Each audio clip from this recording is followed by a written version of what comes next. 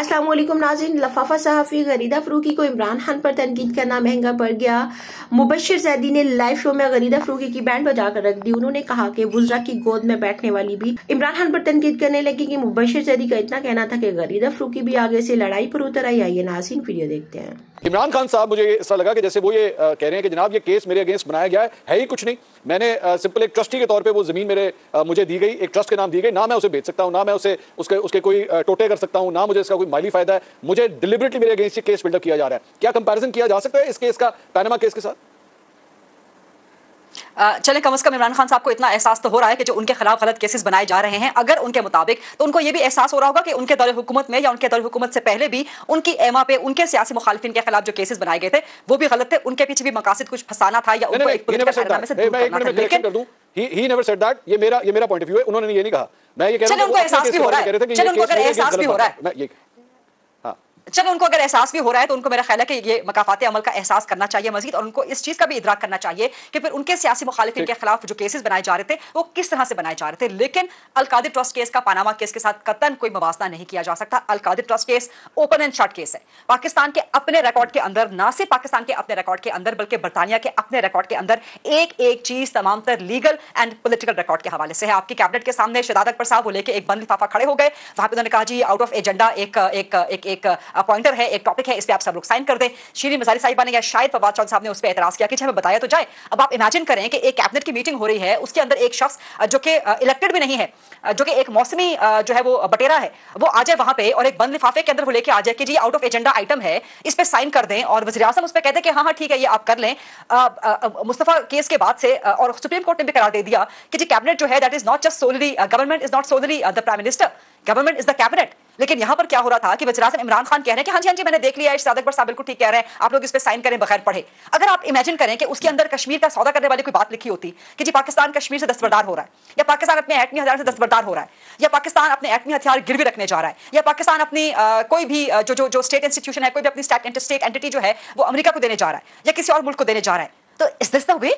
Can you imagine that कि आप कुछ भी लेके आ सकते हैं कैबिनेट के सामने और आप कह सकते हैं जी आउट ऑफ एजेंडा आइटम है। तो कहने का मकसद ये है कि एक तो ये हालिया रिकॉर्ड का हिस्सा है, इसमें आपको कोई 20, 30, 40 साल पुराना जाने, सिर्फ एक चीज की इजाजत दीजिएगा, कोई 20, 30, 40 साल पुराना रिकॉर्ड खंगालने की जरूरत नहीं है कि जिस तरह से शरीफ फैमिली कह रही थी कि जी आपने हमारे दादा परदादा के रिकॉर्ड खंगालने शुरू कर दिए हैं, उस वक्त तो पर्चियों पे काम होता था या रिकॉर्ड नहीं होता था। ये हाल की बात है, कोई बहुत बड़े माजी की बात नहीं है। This is an open and shut case, और ये केस कम से कम इमरान खान के खिलाफ पॉलिटिकल विक्टिमाइजेशन नहीं है, और इस केस को मंतकी अंजाम तक पहुंचना चाहिए।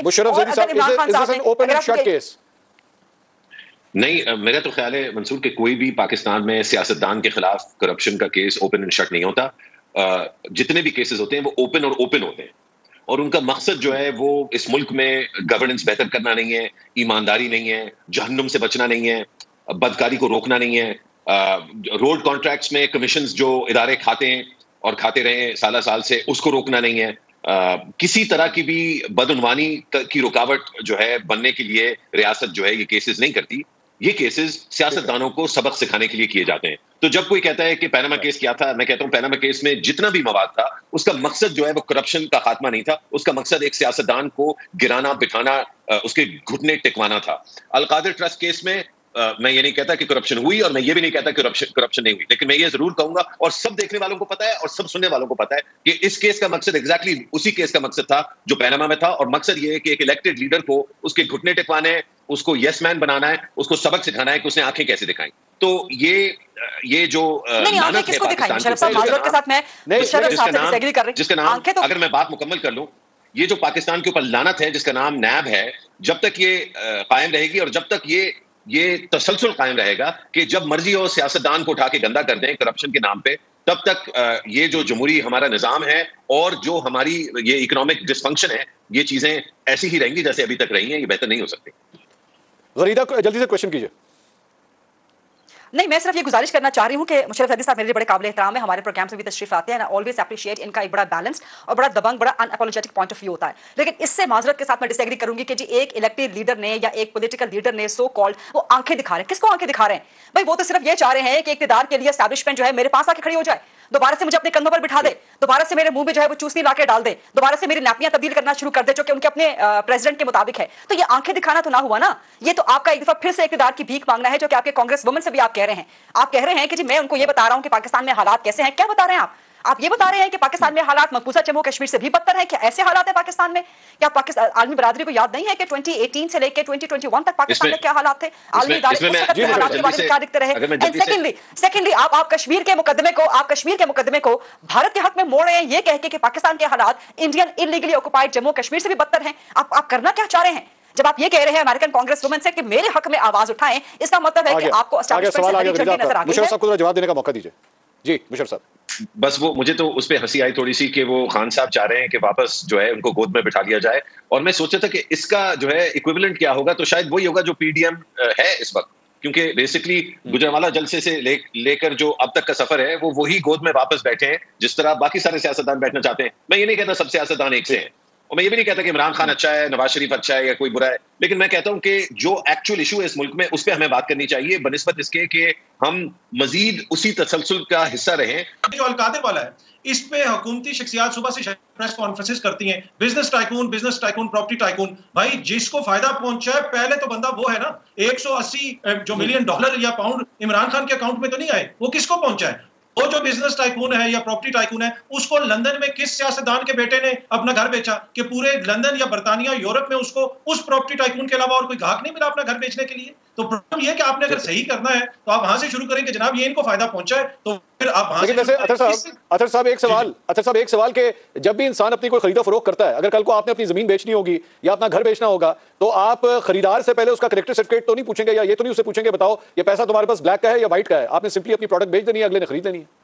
जी मसला ये है ना कि साहब आपको भी और मुझे भी पता है कि एक साबिक जो है वज़ीर आज़म का बेटा हो, लंदन में वो अपनी जायदाद बेचे, किसको बेचे? आप मतलब क्या यहाँ पे कोई दो हम शख्सियात की बात तो नहीं हो रही ना, ये बात उसकी बात हो रही है कि जिसके ऊपर आप पिछले वज़ीर आज़म के ऊपर ये इल्जाम लगा रहे हैं कि उसने कोई ट्रस्ट के लिए जो जमीन ली थी वो उस बंदे से ली थी। शख्स के ऊपर इतने संगीन इल्जामात हैं तो पहले तो वहां से तहकीकात होनी शुरू होनी चाहिए ना। तो ये सारी चीजें किस तरह सामने आई थी, एनसीए के पास किस तरह गई थी? तो ये बिल्कुल एक जो है मानने वाली बात नहीं है कि आप कहते हैं कि जनाब ये ट्रस्ट बना था और ट्रस्ट यहाँ से शुरू हुआ था। नहीं, ये उसी तरह है जिस तरीके से हम 9 मई के वाकयात के ऊपर तबसरा करते हैं कि जनाब जब वहां पे एक वो नाकाबिले पसंदीदा अमल हुआ, काबिले मुजम्मत अमल हुआ, और लोगों की कार्रवाई होनी चाहिए, उनको पकड़ना चाहिए, लेकिन उसको रोकने के लिए जिन लोगों की जिम्मेदारी थी निगरान हुकूमत की, वो किधर थे? पंजाब वाले। उन्होंने कहा थी उनकी सिविलियन एडमिनिस्ट्रेशन, उसके ऊपर किरदार के ऊपर इंटरेस्टिंग पॉइंट। मुझे तो उस पर हंसी आई थोड़ी सी कि वो खान साहब चाह रहे हैं कि वापस जो है उनको गोद में बिठा लिया जाए, और मैं सोचा था कि इसका जो है इक्विवेलेंट क्या होगा, तो शायद वही होगा जो पीडीएम है इस वक्त, क्योंकि बेसिकली गुजरांवाला जलसे से लेकर जो अब तक का सफर है वो वही गोद में वापस बैठे। जी तो नाज़रीन ये थी आज की वीडियो। उम्मीद करती हूँ आप लोगों को वीडियो अच्छी लगी होगी। वीडियो के बारे में अपनी राय जरूर दीजिएगा, चैनल को सब्सक्राइब करना मत भूलिएगा। मिलते हैं अगली वीडियो में, तब तक के लिए खुदा हाफिज़।